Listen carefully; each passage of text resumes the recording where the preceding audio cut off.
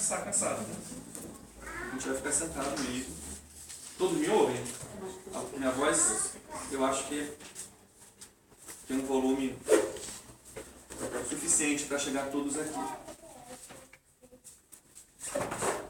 Não se preocupe com as crianças que fazem barulho, tá bom? As mães também não se preocupem com as crianças, porque as crianças fazem barulho. Qual é a novidade disso, né? As pessoas se surpreendem, essa criança não para. Criança fala barulho e adulto faz besteira. Né? E a gente, né, fica surpreendendo, cara. Se a criança chorar, de vez em quando sai um pouquinho pra fora. Vai levando, né?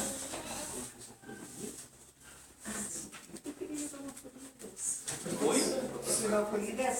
É dois. Não, obrigada. Eu quero ver você. Eu acho que eu já mandei pra ele todos os áudios dessas também, pra poder comprar em casa. Né? Ah, é? Olha aí, ó, vai comprar o filho. Qualquer coisa eu mando de novo, tá tudo.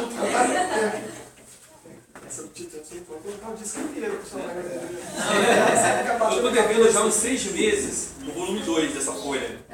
Só que alguma coisa acontece com a impressora, comigo. Normalmente é comigo.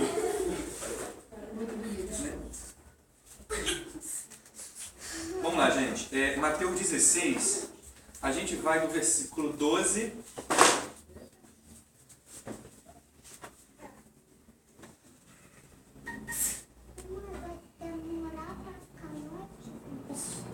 Até o 26, tá? Do 12 até o 26. Eu queria fazer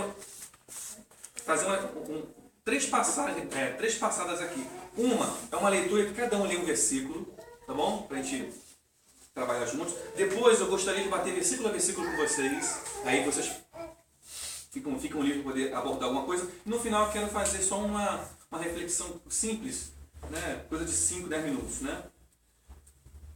Para que a gente possa compartilhar o pão e o vinho mais tarde juntos. Tá? Vou começar aqui, tá bom?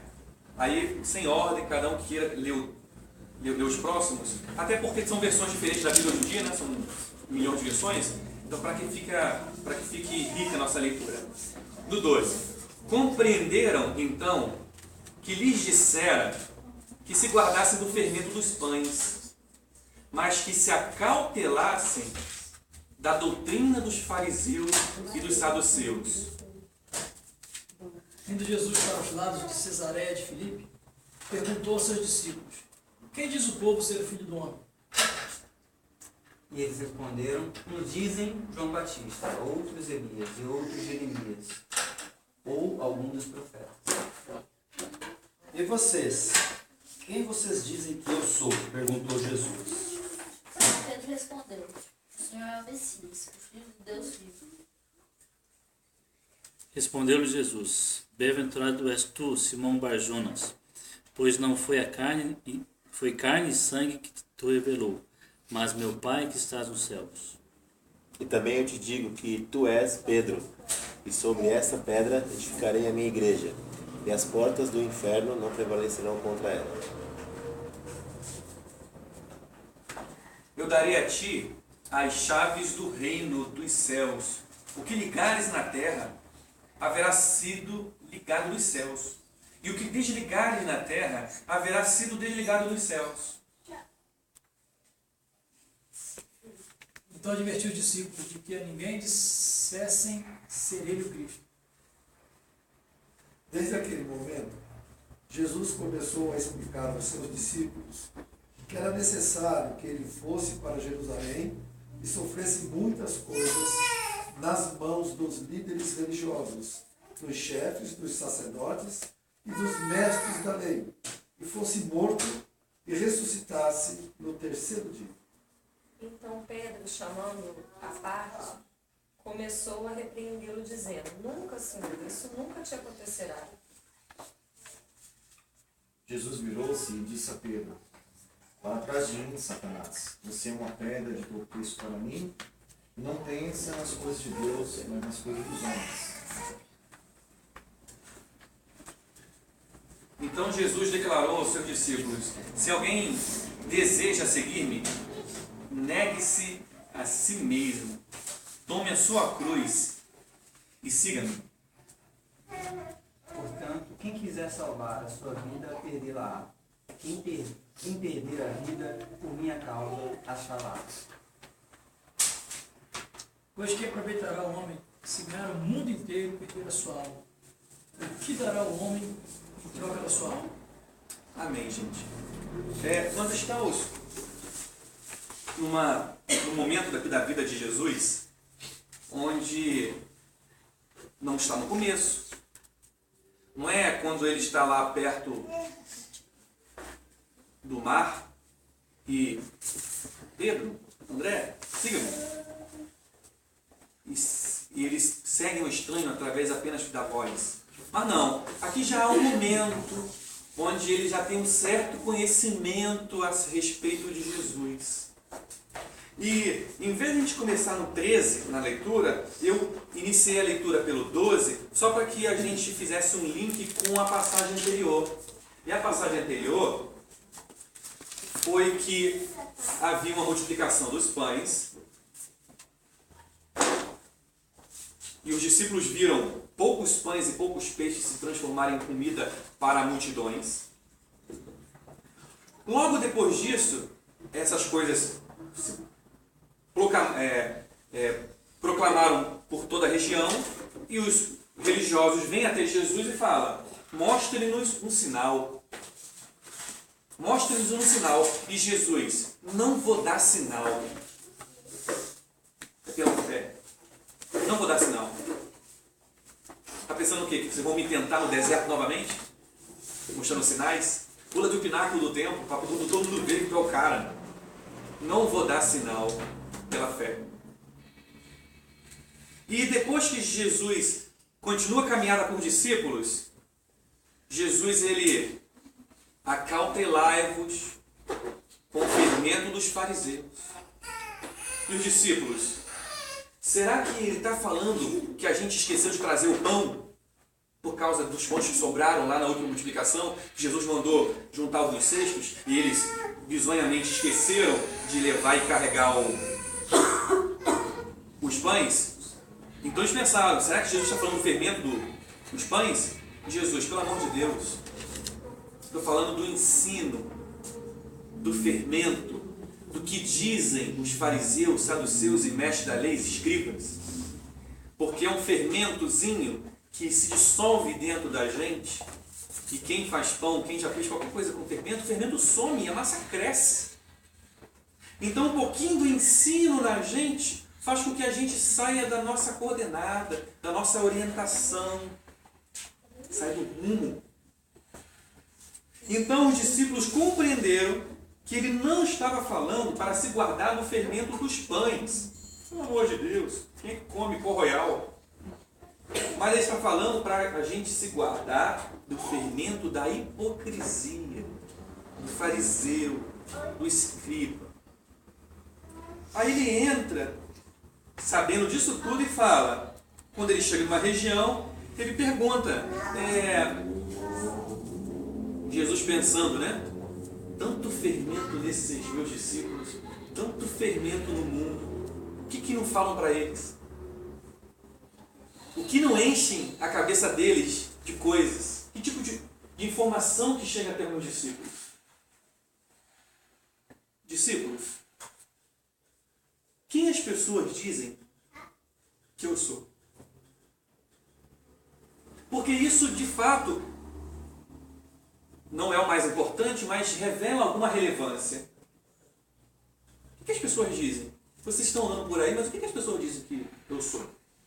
E eles respondem, todos eles respondem, talvez como se fosse uma leitura como nós fizemos aqui, responsiva, cada um fala uma coisa. Olha, eu sou João Batista.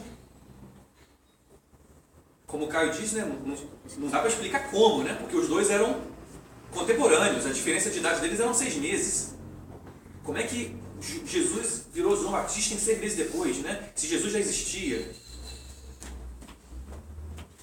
Outros dizem que o Senhor era Elias, né? Como havia prometido um Elias, o Senhor de repente é o Elias que haveria de vir. E agora chegou o Senhor aí, ó, detonando tudo, falando, botando a mão na cara do fariseu, do religioso. O Senhor deve ser Elias. ainda quem diga que o Senhor é Jeremias. Só fica profetizando o final de Jerusalém, que o templo vai cair. Foi a mesma coisa com Jeremias lá, e o templo caiu com Jeremias também. Tem gente que está dizendo que o Senhor é Jeremias. E qualquer um dos profetas.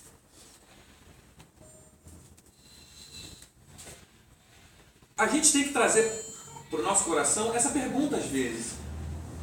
O que as pessoas dizem de Jesus? A gente vê o tempo inteiro aí. As pessoas dizem que Jesus é um monte de coisa. Que Jesus é o dono da prata e do ouro e por isso eu não posso ficar também sem a prata e o ouro. Existe o Jesus que faz com que você se reencarne várias vezes para que você possa evoluir. Existe um Jesus que quase ninguém vai para o céu, mas todos vão queimar no lago de fogo e enxofre. Existe o Jesus que ele só serve para curar. Ó, precisa de Jesus, hein? Você precisa de Jesus. E esse Jesus que fala, você precisa de Jesus, gera na gente uma vontade de não querer Jesus. O cara fala com tanto ódio que esse Jesus eu não quero. Estou bem sem. Você precisa de Jesus. Deus me livre esse Jesus com G. Com GZ, né? Jesus. Mas é apenas uma introdução do nosso pensamento, porque todos nós passamos por isso. Por quê? Porque pela via da informação é que um dia nós chegamos aqui. Não termina na informação, mas ela começa. Alguém te fala alguma coisa. Olha, vamos para tal lugar, ao encontro lá do caminho. E eles abrem a Bíblia e falam de Jesus. Cantam música no Titãs. Então a pessoa, você vai vir aqui. Toma café, um bolinho, e você participa. Por quê? Alguém fala. O que dizem sobre essa reunião? O que dizem sobre você? O que dizem sobre Jesus? Foi o que chegou a você lá no início. Alguma informação. Ou quando você nem queria dar atenção a isso, mas na televisão dava lá, passava. Noite de cura, sei lá o quê. Ou terça da prosperidade. Ou campanha dos empresários. Porque você olhava. Lembrando que Jesus estava vindo de uma pergunta proveniente de uma constatação dele. Que os discípulos dele estavam sujeitos e submetidos a um tipo de fermento perigoso. Por isso que ele perguntou, quem vocês dizem que eu sou? Depois dele responderem todas essas coisas, Jesus interpelou novamente. Mas e vós? Né? Que é vocês. Quem vocês dizem que eu sou? Porque chega um momento que a gente precisa evoluir e saltar de um nível de consciência para eu parar de ser um papagaio do que os outros dizem. E eu ter a minha própria experiência para eu saber quem eu sigo. Você é discípulo daquilo que as pessoas dizem que ele é? Ou você é discípulo daquele que você conhece?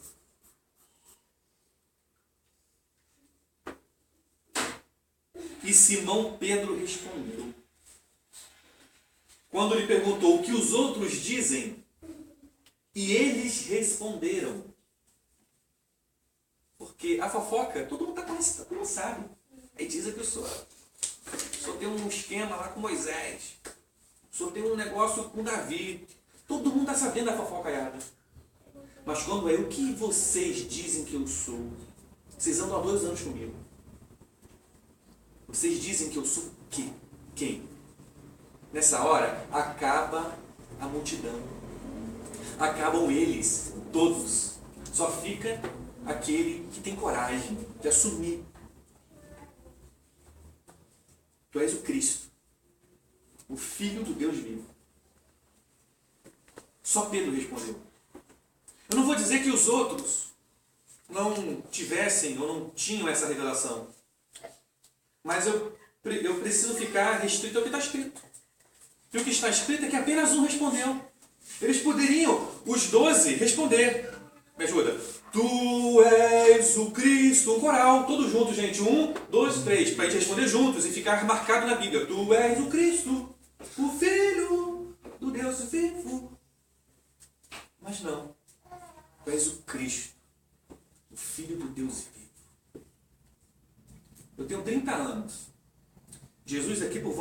31 a 32. Essa declaração de Pedro não é fácil para responder em coral. Ela só pode ser respondida por quem já passou da via da informação, do que dizem que ele é. Só responde isso quem o conhece. Porque dizer que Jesus é o Salvador do mundo é muito legal. Todo mundo responde. Agora, ao ponto de você olhar para um cara de 30 anos,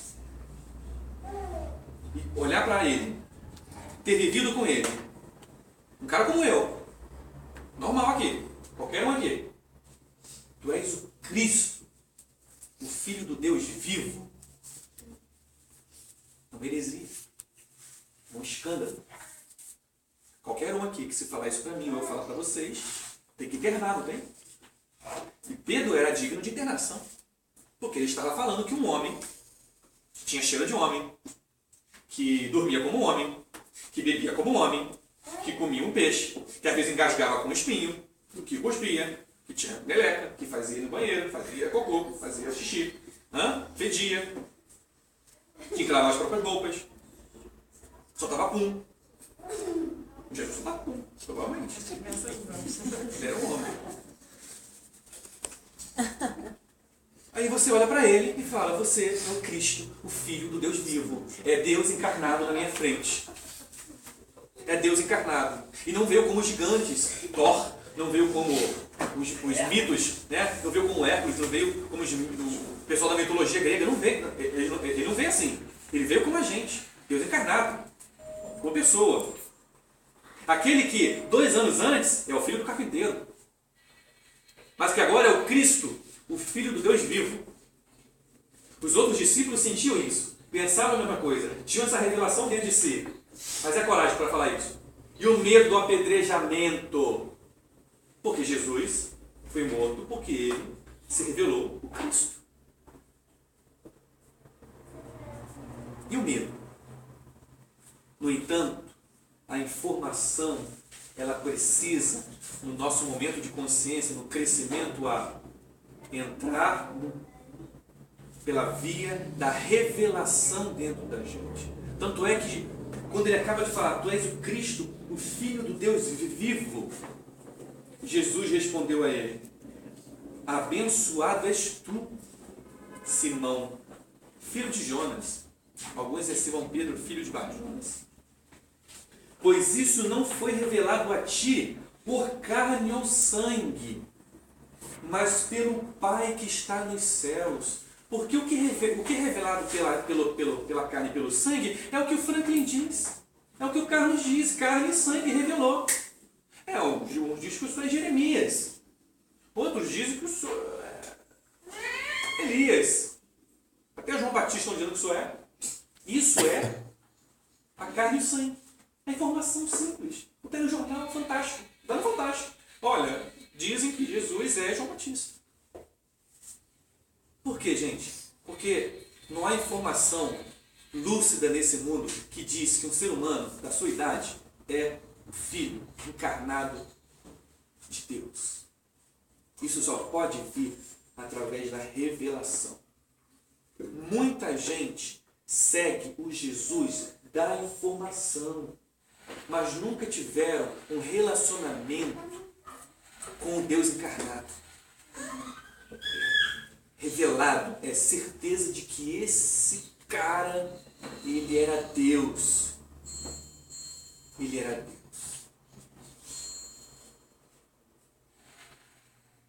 Da mesma maneira, Pedro, eu digo a você, tu és Pedro, e sobre esta pedra edificarei a minha igreja, e as portas do Hades, ou do inferno, não prevalecerão contra ela.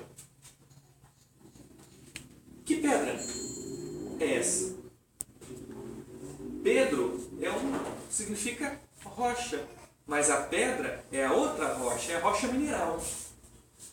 Mas Jesus fez aqui simplesmente a colocação de que sobre esta pedra angular, e que pedra angular é essa? Que Jesus é Deus encarnado, Filho do Senhor, do Deus vivo. essa é a pedra onde ele edificaria a igreja. Ou seja, nós 15, 20 que nós estamos aqui hoje, nós somos igreja só se Jesus for a nossa pedra. E mais do que isso, que para cada um de nós aqui, Jesus é o Cristo, Filho do Deus vivo. Se isso for revelação para cada um aqui, há uma pedra consolidada nos unindo, nos transformando em mente espiritual. Então essa pedra não é uma pessoa. Se fosse uma pessoa, seria Jesus e não Pedro.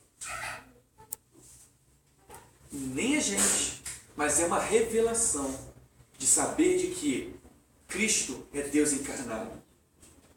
E eu te darei, Pedro, as chaves do reino dos céus. O que ligares na terra haverá sido ligado nos céus. E o que desligares na terra haverá sido desligado nos céus. Aqui também não há poder nenhum para o ungido do Senhor, o anjo da igreja, da religião. Ele não está dando poder nenhum a apóstolo. Ele não está dando poder nenhum a papa. Ele não está dando poder nenhum a pastor, a presbítero, a bispo, a nenhum. Ninguém tem o poder de ligar e desligar o outro. Você só tem a possibilidade de ligar e desligar a si mesmo. Tudo que você ligar em ti, na terra, ora, você será ligado no céu. Toda vez que você se liga aqui com Ele, na eternidade você já está ligado. E você tem o poder de fazer a mesma coisa na hora de desligar. Você se desliga no céu lá, de Deus lá, quando você se desliga aqui. Porque o que nós fazemos aqui tem consequências lá. Mas isso só tem a ver com a gente mesmo. Ou a gente aqui, só porque no site do Caminho tem meu nome lá no Vale do Paraíba e a pessoa não vem 2, eu vou falar, estou desligando. Se você quiser ligar, você dê um pulo aqui às 9h30, domingo, pode ser em São José mesmo. É absurdo, não é? As pessoas acreditam nisso. Que ela tem o poder de ligar e desligar o outro. Isso aqui é tão forte que eu nem sinto que eu tenho esse poder sobre mim. Porque muita coisa que Jesus fala é tão verdade que eu me sinto mentiroso perto disso. Eu tenho esse poder de ligar a mim mesmo, eu tenho receios. Porque quando eu lembro da graça, eu vejo que ela faz um favor por mim que eu não pedi. E ela me garante, sem eu merecer. Mas em tese, essa ligação e esse desligamento é apenas e tão somente relativo a você. O que você ligar aqui em amor com o próximo, o que você ligar em paz, em harmonia, em alegria, em comunhão com o teu irmão, o que você ligar no trânsito com o outro que te fecha e você perdoa, o que você ligar em graça, em misericórdia, em bondade, será ligado no céu a seu favor. Naturalmente. Com uma consequência natural. E Jesus, estranhamente, ele ordena aos discípulos que ninguém dissesse que ele era o Cristo. Jesus e a sua empresa de propaganda e marketing, que ia falir na terra, né? Ele não, mas tu é o Cristo, não fala que eu sou o Cristo, fala que eu sou qualquer coisa. Mas o Senhor curou, não fala que eu curei. É a estranha forma de Jesus lidar com a propaganda e marketing. Jesus realmente faliu o mundo. Ele faliu o mundo. Ele morreu. Ele só teve sucesso na ressurreição. Porque, demais, ele só faz sucesso quando a gente encarna essa revelação dentro da gente. Porque o que ele faz, gente, é totalmente fora, desvinculado, desviado do mundo. A partir desse momento, Jesus, ele começa a explicar aos seus discípulos que era necessário que ele fosse a Jerusalém. Ele ia sofrer muitas injustiças nas mãos dos religiosos, dos anciãos, dos chefes dos sacerdotes, dos escribas. Ele então seria morto e ressuscitaria ao terceiro dia. Ora, Jesus já podia se revelar. O Pedro estava ali. Aquele que falou, mas o Cristo, o Filho do Deus vivo, Jesus, está aí. Chegou um momento. Pedro, você está pronto, você é pedra. Tudo que você liga na terra, será ligado do céu. Se liga. Eu vou ter que ir a Jerusalém, Pedro. E os discípulos ouvindo ali. E eu vou padecer na mão dos anciãos. Eles não vão gostar do que eu vou falar, do que eu vou fazer, do que vão falar de mim, do que vocês vão acabar falando de mim, do que eu vou confessar. Eles vão, por isso, vão me maltratar e vão me matar. E no terceiro dia, Pedro, eu vou ressuscitar. Fica tranquilo. Mas Pedro não gostou desse negócio. Porque estava muito bom a história. Pô, eu sou o segundo agora, né? Eu sou o super Pedro, a super pedra, super rocha. Sou o cara. Ele me deu, bem-aventurado, ele me deu o poder de ser... Aqui a empresa é Bandeirante, né? Liga e desliga da energia aqui. Ele liga tudo, liga as pessoas uma com as outras, liga o céu. Eu sou o cara. Ele vai gostar dessa história de acabar, que Jesus vai morrer? Vai acabar a fonte. Negativo, negativo, Jesus. Tenha piedade de ti. Não vai acontecer nada. Eu sou a rocha. Fica em paz. Tá tranquilo, Jesus. Fica no teu cantinho. Fica quietinho. Fica atrás de mim, né? Fica atrás de mim. Fica atrás de mim que eu sou a rocha. Eu sou a pedra. Não vou te desligar, Jesus. Pedro, chamando à parte, começou a admoestá-lo, dizendo: Deus seja gracioso contigo, piedoso. De modo algum isso te acontecerá. E virando-se Jesus, repreendeu a Pedro: Para trás de mim, Satanás. Tu és uma pedra de tropeço. A pedra. Uma cilada para mim. Pois tua atitude não reflete a Deus, mas sim aos homens. Tem umas versões que falam: você não conspira das coisas dos céus, mas sim das coisas dos homens. Pedro não queria perder a bocada de si que ele ia ser. Interessante que até no dia que foi estava sendo traído, ele tentou ainda, pegou a espada e tentou defender Jesus ainda. Tentou evitar que isso acontecesse, Ele né? manteve, na verdade. Ainda não tinha aprendido, né? Depois desse esculacho, ele não Porque ele queria uma posição. Ele não queria, ele adorou esse negócio. E então Jesus virou-se aos seus discípulos e disse: se alguém deseja seguir-me, negue-se a si mesmo, tome a sua cruz e acompanhe-me, ou siga-me. Porquanto quem quiser salvar a sua vida, a perderá. Mas quem perder a sua vida por minha causa, encontrará a verdadeira vida. Pois que lucro terá uma pessoa se ganhar o mundo inteiro, mas perder a sua própria alma? Ou o que poderá dar um homem em troca de sua alma? O que Jesus está falando, Jesus é tudo linkado, né, na internet, tudo preso, tudo vinculado. Jesus está falando pela revelação, ou a desrevelação de Pedro, de que tenha compaixão de ti. Mas Pedro, aquilo ali não é compaixão de Jesus, ele queria ter compaixão de si mesmo, ele queria se preservar, porque o cara que manda que tu és o Cristo, Filho de Deus vivo, como diz no Rio, vai rodar também. Vai rodar, vai junto. Ele falou: se Jesus está falando para morrer, pô, vai sobrar para mim, cara. Eu falei que ele era o Cristo. Eu falei que ele era o Cristo. quando, se você prestar atenção na sequência, Jesus se transfigura para Pedro, Tiago e João. Aí eles descem do monte e os outros discípulos não conseguem expulsar o demônio. Então eles começam a se sentir: a gente é maior, a gente é melhor que os outros. Eles começam a se achar melhor. Mas também não expulsam. E também não expulsam. Mas aí se sente, porque Jesus chegou e tomou conta do negócio. A passagem da transfiguração é exatamente depois desse período. E tem toda uma relação, gente. Ia rodar Pedro. Pedro ia rodar. Você ajuda a Pedro. Pedro não ia ficar legal nessa história. Oi? Oi? Ela que dá o play em você. Replay.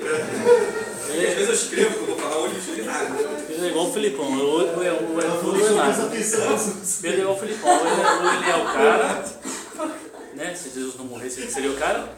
Agora também ao contrário, se ele morrer, então ele é o cara também que seguida 880. 880. Filipão. Mas Pedro é assim, né? Pedro é 880.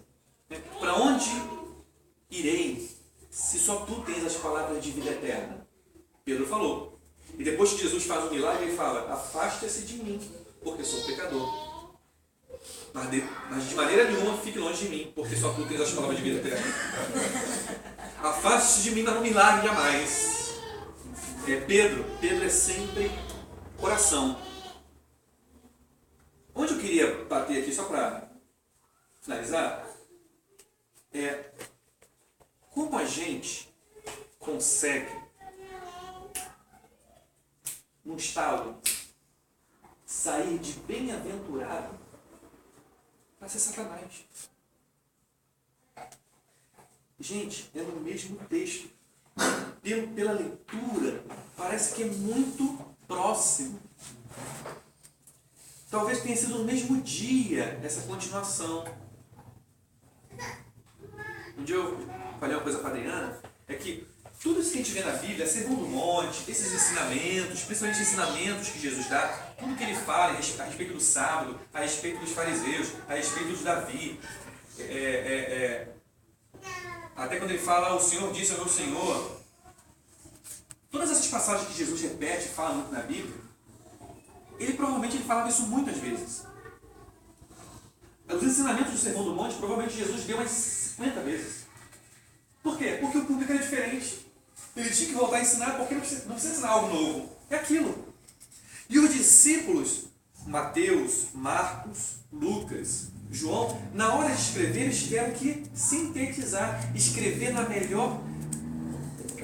Eu lembro que Jesus falou 3 vezes isso, mas onde eu coloco isso, né? Ficou na sua cabeça, ele pensou, ele raciocinou, para que não fosse repetitivo e para que fosse bastante eficiente ou eficaz a posição onde ele colocaria cada coisa.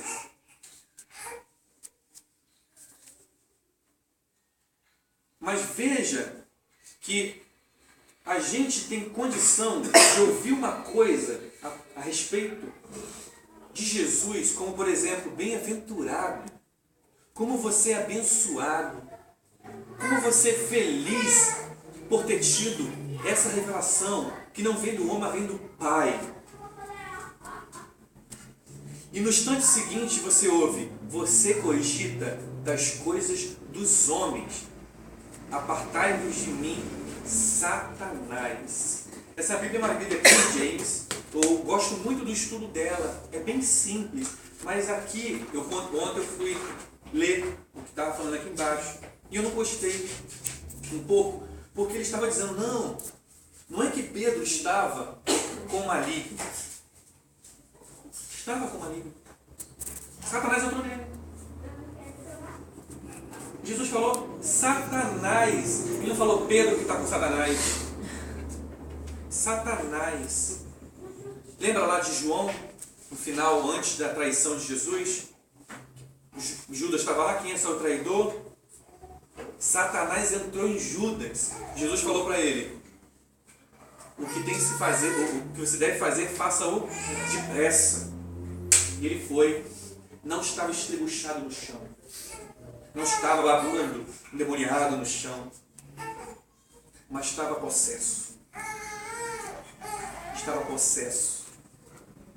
Pedro mostra pra gente que depois de um elogio divino, mesmo dentro da nossa relatividade, que a gente está caminhando, fazendo a obra dele, ele fala: bem-aventurado, Pedro Henrique, porque você tem seguido o meu caminho.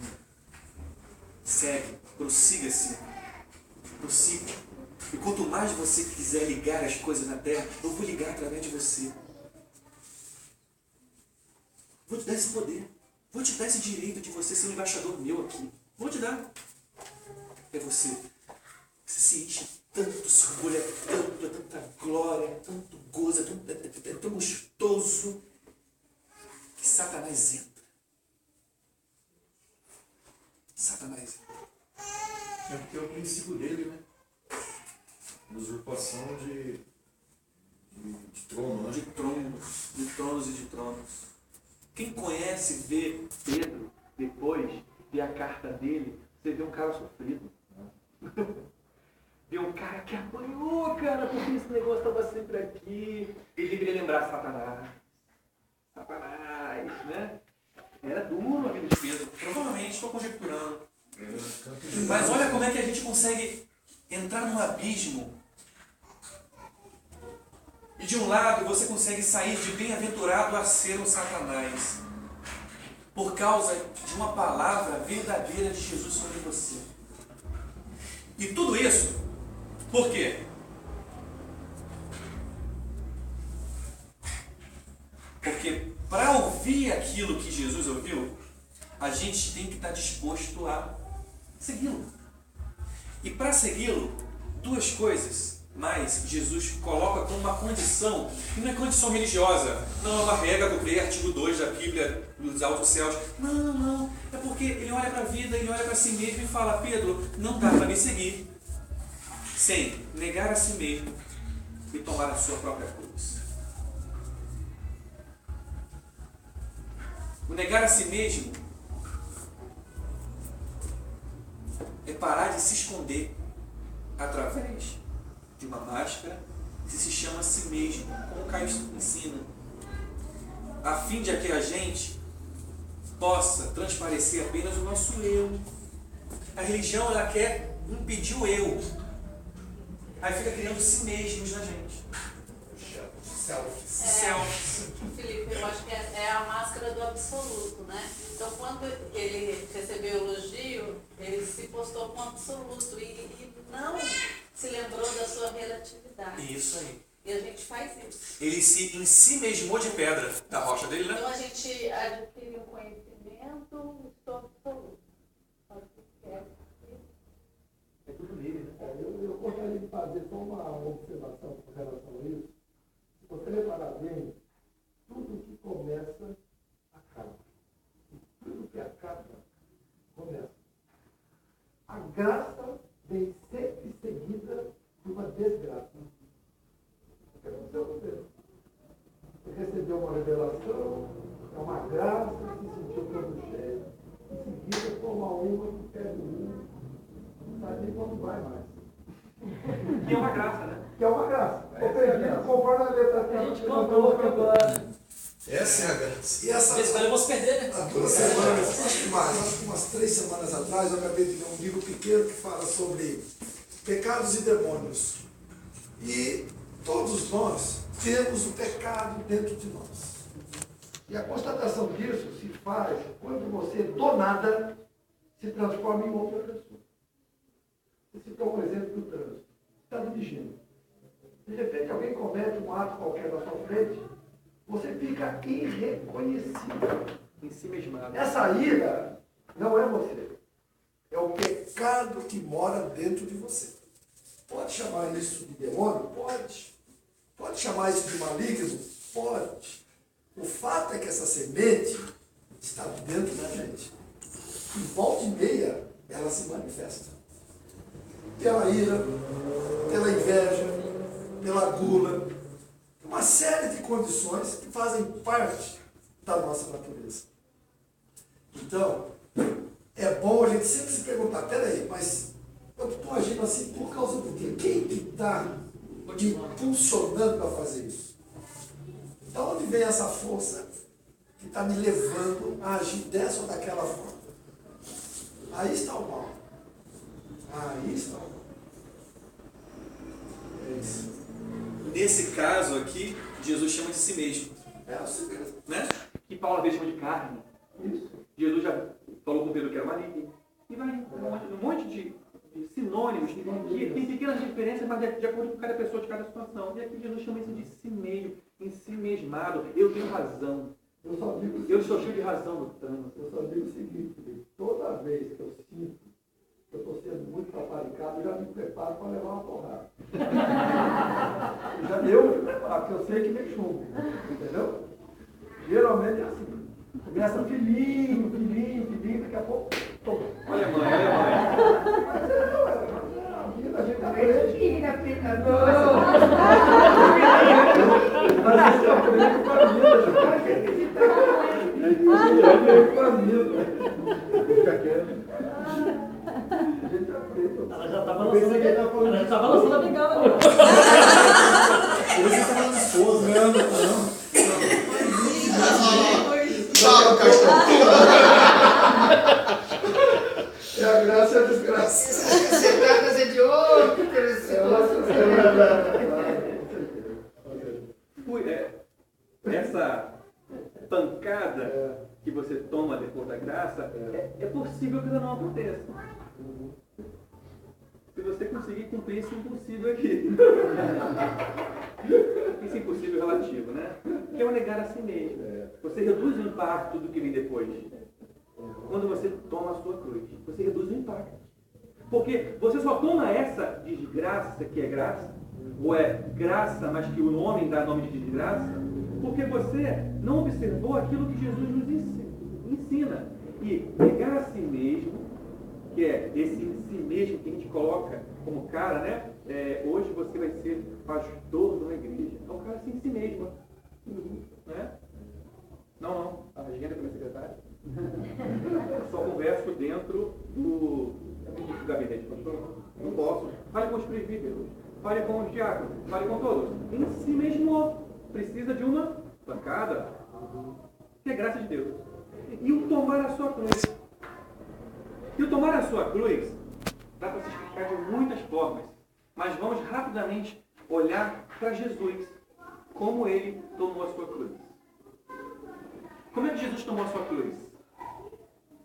Vamos lembrar só de alguns pontos, porque isso fica Na nossa cabeça. Quando ele estava lá na cruz, vamos lembrar do que ele falou lá? Vocês podem me ajudar? Se for possível, passe de mim esse cálice. Passe de mim esse cálice antes de chegar ainda, né?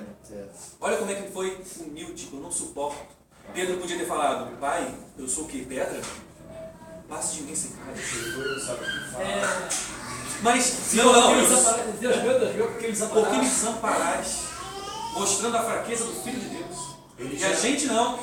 Pai, porque o Senhor me transformasse nessa pedra, você não sabe o que fez. Né? Olha como é que a gente não toma a cruz. A gente tem que olhar para Jesus, como ele tomou a cruz e aprender com ele. O que é tomar a cruz? Eu acho que quando ele falou isso, ele riu. Quando ele falou isso, eu imagino Jesus na face dele. Eu acho que ele riu quando ele falou assim. Ele deve ter pensado assim: eu vou falar um troço pra eles que eu sei que eles não vão fazer nunca. Negue-se a si mesmo, tome sua cruz assim. Mas ele deve ter dado risada, porque ele sabe que nenhum de nós, nem eles. Mas é um caminho. É o caminho, é a direção. Vai fazer, olha. E nesse caminho. Mas você não vai conseguir. Você quer ver mais um? Pai, perdoa, porque eles não sabem. Mas é aí que ele abre, né? Ele já abre o perdão. Ele abre aí. Então, na cruz, tomar a cruz, a primeira disposição que tem que se ter é: você está disposto a perdoar a humanidade? Porque tem gente que vai ficar triste se vir o vizinho no céu com ele. Esse vizinho tocava um pagode toda noite, e perdoava a vida, e comprava na igreja, ele comeu churrasco e cerveja. Deus! Eu vai ter que estar no inferno. Vai ter que fazer. Não. Pai, não pode isso. Com subção. Por quê? Porque ele não consegue. Porque ele não consegue tomar a cruz dele. E tomar a cruz de si próprio é também tomar a do outro, de perdoar o outro e tirar o máximo possível de juízo sobre o outro. E Pai, perdoa-os, porque eles não sabem o que fazem. Jesus disse na cruz isso. Isso é tomar cruz. Ela falou pro cara do lado, tomou do outro lado ainda, né? Sei, vai comigo hoje também. É o único cara que tem garantido que está no céu. Esse cara. E esse cara aprendeu na hora ali. Não foi batizado, não foi pra igreja, não fez curso de batismo, não tomou ceia. Cara, e esse cara discerniu tudo. Tu estás aí e não era para estar aí. Eu estou aqui, mas eu sou merecedor. Lembre-se de mim quando chegares ao paraíso. Hoje mesmo estará comigo lá. Ele discerniu tudo. Ele tomou a cruz dele. Ele assumiu a cruz dele. Esse homem não tinha que pagar pelo que fez. Eu não. Eu estou carregando a cruz. A gente bota o outro ladrão no inferno, né? E o outro bota o outro lado no A gente inferno. bota o outro no inferno. É isso que vai pro céu, mas o outro tá lá. A gente gosta de falar do que... Eu aprendi quando era criança. O filosófico, né? Olha. Eu aprendi quando na escola dominical, eu aprendi que eram dois ladrões. Um ladrão bom e um ladrão mau. Ladrão e bom ladrão. Aí fala, perdoa. Aí o perdoa e não sabe o que faz, é pro outro. Porque o outro tava sabendo o que tava fazendo. É o outro que precisa de graça. Que era Robin Hood. A gente bota. O bom ladrão. O bom ladrão é o ruim ladrão. E o mau ladrão. Aí o bom ladrão que precisa da gente dizer perdoe e não sabe o que faz, a gente mete ele no inferno. O que sabia que fazia, a gente bota no céu. Gente, Jesus, quando ele falou que perdoa-os, não sabe o que fazem, ele falou até para esse ladrão. Exatamente. Então, Ele um falou ladrão, até para a gente que bota o ladrão no inferno. um ladrão expressou o que está escrito ali. O desprezou. Um ladrão expressou, né? E o outro, só Deus sabe. A gente não sabe. Por isso que Eu boto ele no céu para garantir o meu lado. Em comparativo, eu prefiro acreditar que ele está lá para acreditar. Na cruz, ele sentiu sede. Na cruz, ele pegou mãe e discípulo e falou: és tua mãe, ela é tua mãe e esse é teu filho. Fazendo comunhão, relação entre pessoas. Tomar a cruz é você na cruz doendo e você ver pessoas sofrendo e você fazer união, fazer junção, comunhão de pessoas. Negando-se a si mesmo, que é assumindo a sua cara. Você é o quê? Fala quem você é. E você não quer falar o que você é? Pelo menos não fique inventando, botando máscara sobre o que você é. Assuma. Você pecou, assuma. Ou pelo menos não esconda, porque assumir não é uma necessidade clara. Você pode guardar para você como um segredo seu, mas você não precisa negá-lo. Porque negar o que você é esconder o seu eu e ficar deixando transparecer o si mesmo. Mas o que aconteceu com Pedro? E tomar a sua cruz é o exercício, dever de casa, é o exercício e dever de casa para cada um. Vai lá, pega o final de João, leia o que Jesus falou e fez na cruz. Aquilo ali é o básico do tomar a sua cruz. Quem toma a cruz, quem nega-se a si mesmo, está preparado para ouvir. Tu és Cláudio. Tu és Cláudio. E eu quero que você seja um discípulo meu. E que você seja um embaixador. Tu és Everaldo. E eu quero que você seja um ente, uma extensão minha na terra. Para que você possa fazer a minha obra lá. Você está preparado para ouvir isso? Então começa a negar a si mesmo. Começa a tomar a sua cruz. E deixe de ter esse direito de preservar a sua vida. Porque desde o momento que você assume o que eu te disse, você é meu. E eu vou cuidar de você. Não precisa se cuidar tanto. Não precisa se cuidar tanto. Eu vou fazer a parte. Eu vou fazer o que for necessário. Eu sou teu pai. Eu sou o teu salvador. E você não precisa de mais nada. Amém, gente? Então, o convite é para que a gente faça o pão juntos. É para que a gente compartilhe o vinho juntos. Aprendendo ou iniciar um processo de negar a si mesmo, de eu poder ser quem eu sou, para eu parar de me esconder, para eu poder dizer que eu sou o Felipe, eu sou assim, pô. Eu erro, eu grito no trânsito, eu me aborreço, eu sei que é o melhor caminho, eu sei que eu devo melhorar. Eu sei que eu devo ser uma pessoa melhor. Mas eu sou assim. Deus me ama assim. Isso que é incrível. E tomar a nossa cruz, que é, gente, muito, muito inferior à de Jesus. A gente nem precisa perdoar o mundo inteiro. Eu só preciso perdoar o meu irmão. Já tá bom. Já tá difícil. Já tá bom. Um processo de caminhada que começa aqui, ó. De alguém que andou aqui durante o café e pegou o seu presunto. Você vai pegar ódio. Calma, perdoa. Começa a tomar a sua cruz. Começa a se parecer com Jesus. Começa a se parecer com Jesus. Mas enquanto nós não nos parecemos com Ele. Oi? A gente vai encerrando a dos outros. A gente não consegue encerrar a própria. Mas a gente começa a carregar o fardo difícil e pesado do outro. Porque é difícil.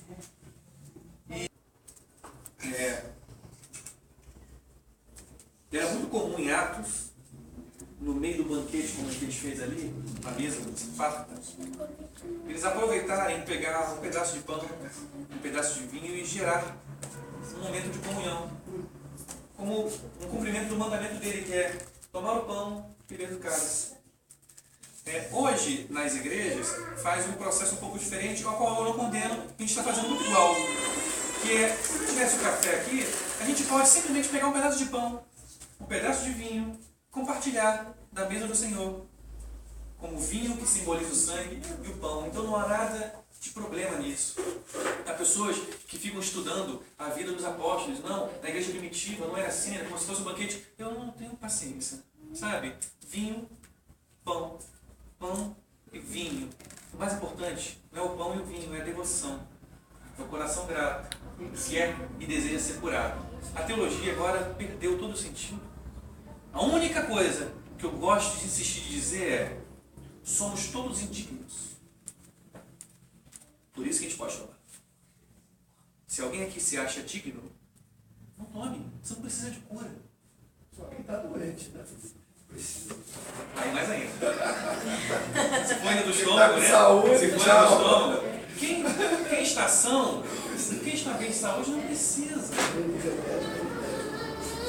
E lembra de Pedro, Satanás, depois Judas, Satanás, depois Jesus foi crucificado e os discípulos caíram fora.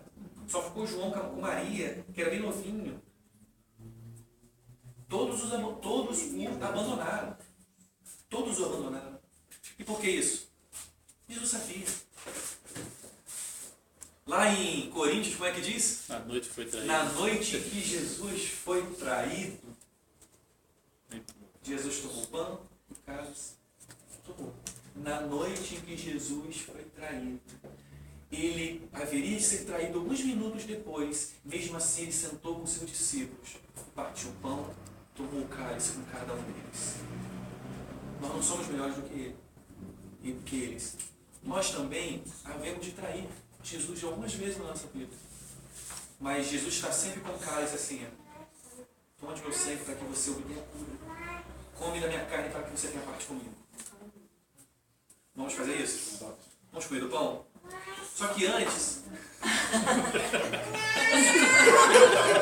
Desculpa, a Adriana me perguntou essa semana uma coisa. Pode comer, gente, sem problema não. A Adriana falou para mim assim: por que a gente não ora pela ceia? Ela perguntou para mim: você não foi meu irmão? Aí eu falei: não sei. Jesus não orava pela ceia, ele agradecia pelo pão. Então, nós te damos de graça a Deus pelo pão que nós vamos comer agora. Amém? Amém? Pode. E de semelhante modo, ele pegou um cálice de vinho e passou de mão em mão com seus discípulos. Vou passar assim com alguém. Ele foi passando.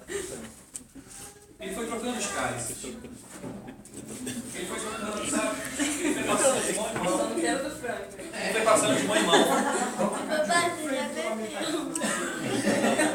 Gente, tem mais linha ali, tá? Ele foi passando de mão em mão.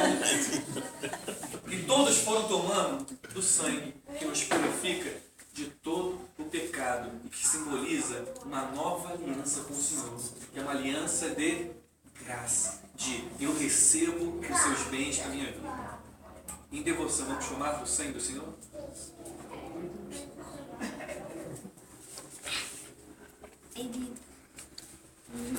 Pai, nós te agradecemos, Pai. E algo que não sai do meu coração é o prazer de poder estar aqui com irmãos queridos, fazendo o que a religião nos impede de fazer, que é ser discípulos de Ti, trocando o cálice e comendo do pão na singeleza e na humildade e na simplicidade desse simples procedimento, onde ninguém aqui é apto e ordenado a nada, mas temos a revelação de Ti, que nós podemos fazer isso no Seu nome. E aqui, Pai, há mais do que 2 ou 3. E o Senhor nos prometeu que o Senhor estaria no nosso meio, e que seríamos igreja, e que sobre a revelação de que Tu és o Cristo, Filho do Deus vivo, o Senhor edificaria esse ajuntamento humano com o Seu Espírito derramado, e o inferno não poderia e não teria poder algum sobre ela, a Sua igreja. Nós te agradecemos, Pai, pedimos cura na vida de cada um aqui, cura do corpo, cura da alma, cura da mente, cura do espírito. Pedimos também que o Senhor nos abençoe, nos dê paz, nos dê alegria, nos dê salvação e nos ensine a cada dia a seguir a Ti, negando-se a si mesmo, para que o nosso eu, para que o meu rosto possa aparecer tranquilamente, para que eu possa tomar a Sua cruz, lembrando de cada palavra que o Senhor disse enquanto estava padecendo por cada um aqui, a fim de que nós não sejamos chamados de Satanás com tanta frequência, ou com tanta vergonhice de nossa cara, mas que isso doa na gente, para que a gente possa prosseguir uma caminhada de bem-aventurança. No nome de Jesus, Pai, te agradeço por tudo e por todos aqui. No nome de Jesus.